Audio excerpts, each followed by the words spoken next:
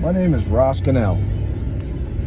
I won the biggest lawsuit in American history. I won a lawsuit called Gunnell versus Metrocolor.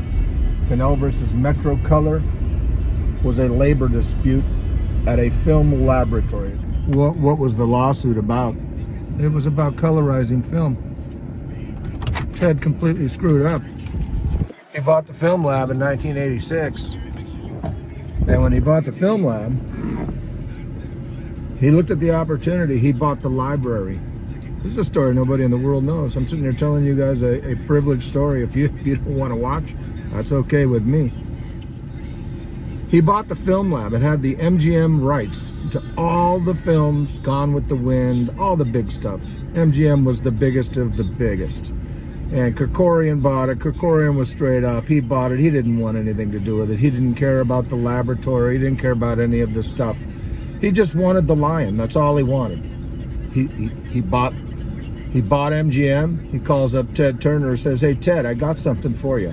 I got this lot over here, the MGM lot, the old MGM lot, and I'd like to sell it to you, but I think there's something you'd like. It's got a film lab, and it's got a film library." And Ted was chomping on the bit. Ted had his Turner Network going. He has all his own films on there, all the things that he has rights, so everything that he has going on there, he owns the rights. Therefore, he makes money on himself. So he wanted that library. He wanted that library, and what did he want to do with it? He wanted to colorize the library. Well, when he bought the place, it had been in a lawsuit from 1981 to 1986 when he acquired it. They were using 1955 Kodak machines. Those machines were so old, they were spewing chemicals on all these workers. And I have a list of names of all the people that were dying at those labs. They brought me in to clean up what was killing these people. And when I won, it goes by the rules of the state of California. The rules of the state of California are this. Adams versus Murakami. Adams versus Murakami states that it is the mother company that is liable for the tort. The tort was performed in the laboratory for the reason of making money. Ted, you wanted to make money. Colorizing Gone with the Wind and all these other films. Good for you. But you were killing people at the same time and you didn't care.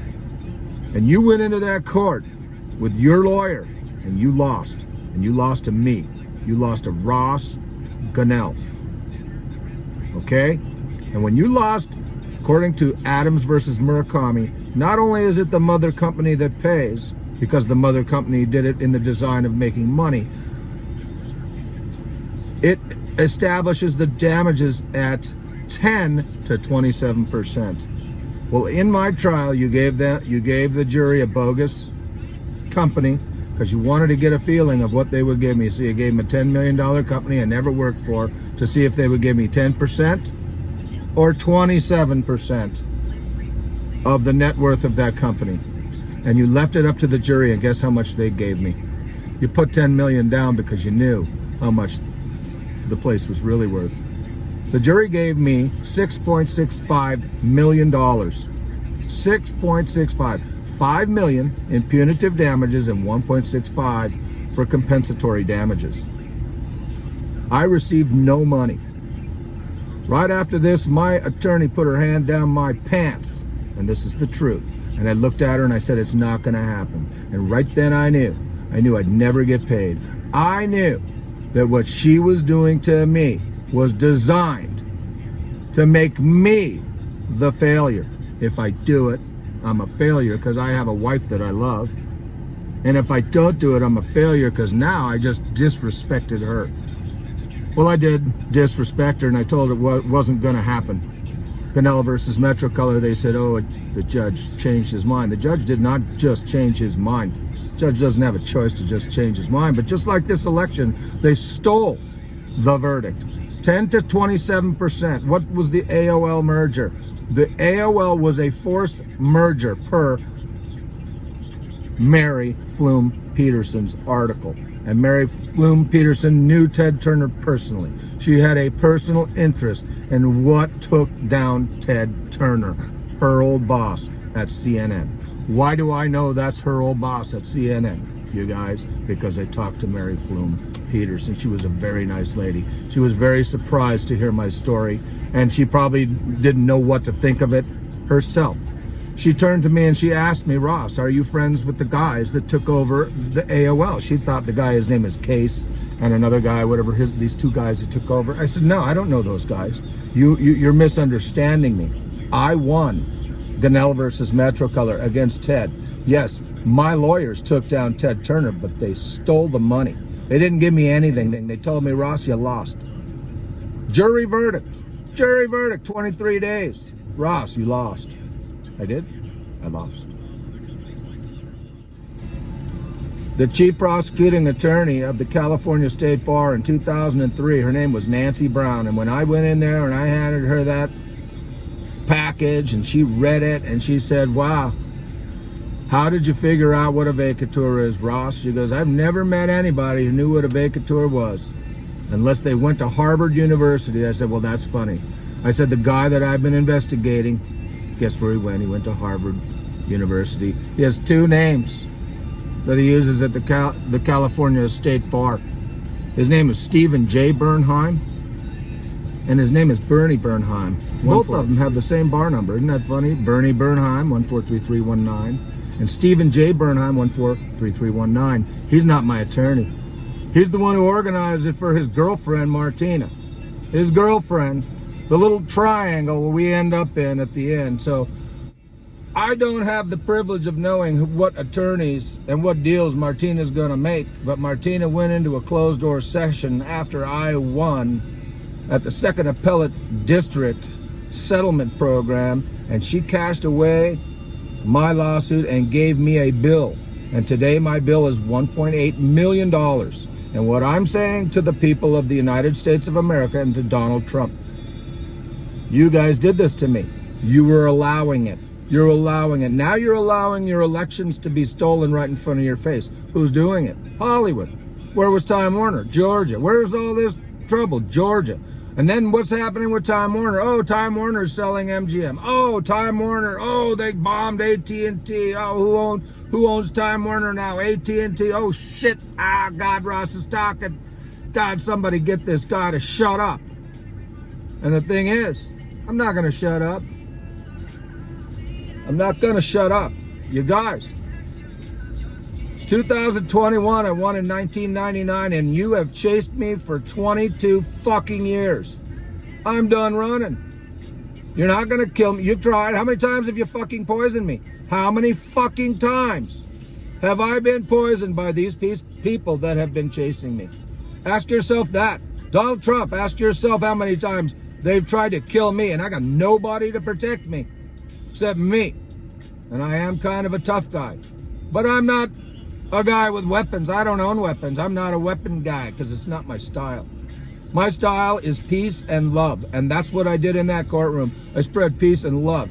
And Dave Carrasco, my boss, I did it for him. He swam across the border and he was my boss. Okay, you know when you found that out during the lawsuit, when you couldn't figure out where this guy from Tucson, Arizona was really from, and the lawyers figured out, oh, he was from that river somewhere near Tucson, Arizona. And Charles Bracy, my black buddy, when I had a choice on the movie Hook, 2 years later, Charles was my man. That's right. He slept every minute of his lunch because you poisoned the shit out of Charles Bracy. But when I think back, boy, do I see what you fucking people did. Donald. You said, I almost got into business. I almost got into the movie business. And I had a friend named Merv Adelson. And he ran a movie studio. Well, here's what I'm going to ask you to do. I'm going to ask you to look up Merv Adelson. What happened to Merv Adelson? Then I'm going to ask you to look up Bob Daly and see what happened to him on July 14th, 1999. And I want you to look up Terry Semel and see what happened to them on July of 1999. They all got fired because of Gunnell versus Metrocolor. And poor Merv, poor fucking Merv, only had $1 million left and was unable to sell his stock in his company, Lorimar Telepictures Inc. And it was sinking like a rock because he lost a lawsuit called Gunnell versus Metrocolor. And he was one of the defendants. He was called. He was on the list to be a witness. He was spared. He was unneeded because it was so obvious what you people did. These people were dying and you brought me in to clean up what was killing those people. I only have two things in this world, and that's my kids. That's all I've got. That's all I've got. The only people that I can give a positive influence to. What I'm going to show them is how to fight. And I'm going to show them how to fight fair, and I'm going to show them how to fight clean. That's what I did in the court case. I won. I'm still fighting clean. These people all got fired. Merv Adelson's gone, Donald Trump. Merv, your buddy. The guy who almost got you in the business. I'm glad you didn't get in the business. He had a film lab he wanted to sell you, I'm sure. So anyways, that's what happened. This is Gunnell versus Metrocolor. And I'm going to tell you guys, this is a new year. And I'm done. I'm done playing. I am not paying a $1.8 million frickin' bill. And I want Martina A. Silas, my attorney, I want her to answer to a grand jury. That's what I want. Yeah, you got Joe Biden in there. You know, Gunnell versus Metrocolor got him in there because this was all a sham. It was all a sham done by Hollywood. Hollywood, you don't fool me. I own Warner Brothers, and you all know it. You all know it. And my mother-in-law worked for Bob Daly and Terry Semel. Well, what do you know about that? Guess what call I got on the 13th? The 13th, the day before everybody was fired. Tsaritsa, everybody out of town. Everybody fired. That's the message I got. Okay? So I'm the inside of Hollywood. I'm telling you what happened to America. I'm telling you what happened to labor. I am a labor dispute. I am a union laborer. The chemical companies were involved. The movie companies, the media companies. Coca-Cola was involved. Coca-Cola, you were a defendant. Labor International Union of North America, you were involved. Sorry, but I cleaned up your business, Ross Gunnell, and you're very welcome. And I paid you my union dues all 11 years that I did not work. I am a union man. I was always a union man, and I took care of Charles Bracey and Dave Carrasco. I cleaned up that lab, and I did it for whoever needed it done because you told me it was my job. I did my job. But what you did was illegal, and that's where the problem came in. So there is nothing in the world that will ever make me feel like I did the wrong thing, and I did it for the American laborer. I did it for every single worker. Dave Carrasco swam across the border. He's too afraid to go to court. Charles Bracey's a black man. He's not going to go to court. He's going, no way, Ross, I'm not going to court. And guess what he told me? He called me after the trial. And I want America to hear this. Charles Bracey called me after he testified because he was in there by subpoena. I want to let you know, Ross, they docked me 5 years of my pay and my pension. And they did the same thing to my mother-in-law. So I only know two people that were directly involved. And they both got docked 5 years of their pension. I wonder why. Wonder why. Wonder who gave them the power to dock somebody 5 years of their pension. Is that how the Producers Alliance, the Television Producers Alliance of North America, is that how you paid? What happened to the television producers? They're the organizers of the whole thing. What happened to you guys? You guys didn't get out of the lawsuit, did you? And if you did, how'd you do that? How could the people that organized the whole thing not be the main conspirator? This is why they pick Kamala.